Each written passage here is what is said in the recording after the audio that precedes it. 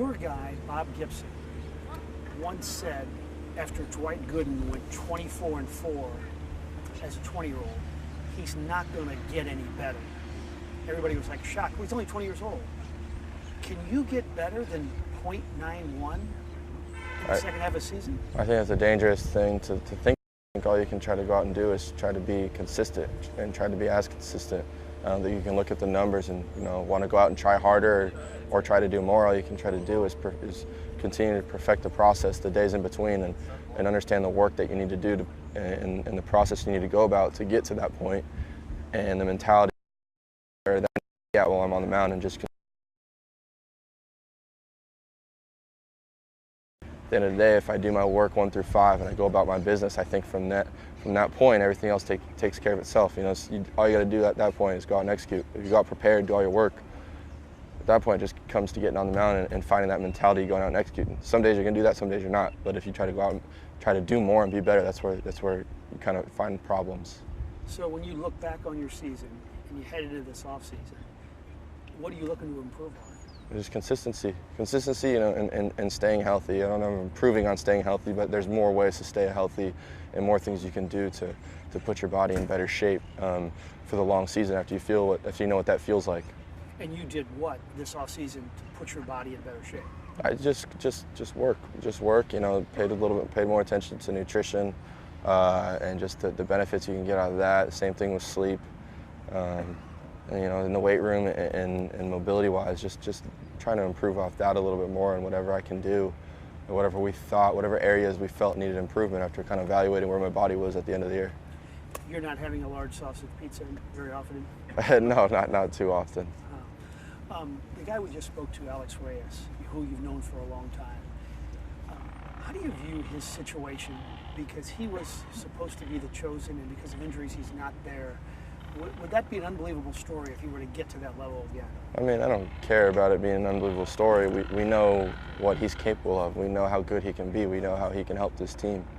And I think it just comes down to that. I think, he's had a lot of stuff go on but it's about him bouncing back and doing whatever he can. And we know he's put in the work. We know he's put in the time and the effort to get back to that point and be that force that we know he can be. Starting staff still a little bit undecided, and maybe Carlos in there. How good can this staff be? I mean, it can be really good. I mean, you saw what Dakota was able to do last year.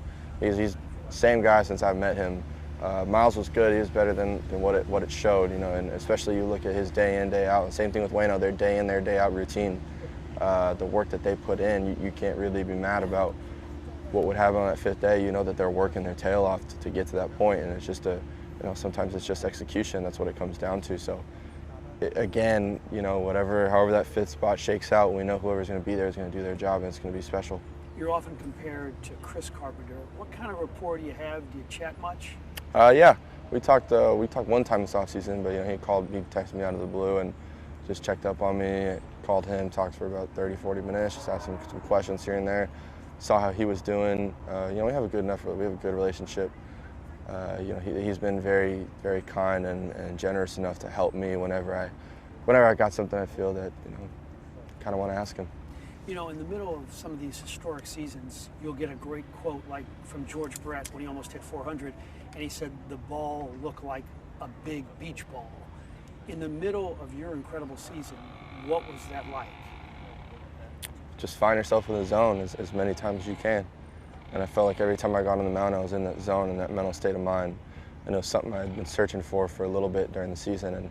And once I found that, I felt like I was just never let go of it. And it didn't matter how long in the game we went or what went on.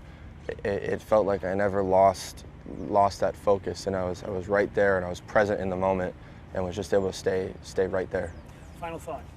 We'll do a series on our NBC affiliate station about turning point. The turning point in an athlete's life. Like if this moment doesn't happen, maybe I'm not where I am today. What's the turning point in Jack Flaherty's life? Was there a moment or an occasion, a time period that if this doesn't happen, I'm not here?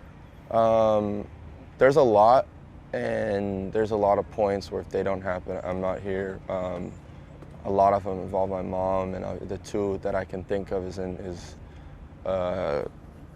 I think I was in 8th grade or like freshman year of high school or something like that. I think I was in 8th grade, and I pretty much told her I wanted to quit, and she was like, all right, cool, go ahead. You just got to go tell your brother and tell this group of kids it's okay to quit. And I couldn't do it. I was just like, okay, well, you know what, I guess I'm going to keep playing. And so obviously if that doesn't happen, if she's just, lets me go quit, then, I'm not here. And then we had a conversation in Seattle after I pitched there, and after Ty had passed away. We had a conversation, just a real, what's going on. And I really after that point was able to go from there and go pitch in San Francisco and then take that into the second half of the season. So, everything that we talked about there, what we were able to say to each other, it kind of flipped the switch for me.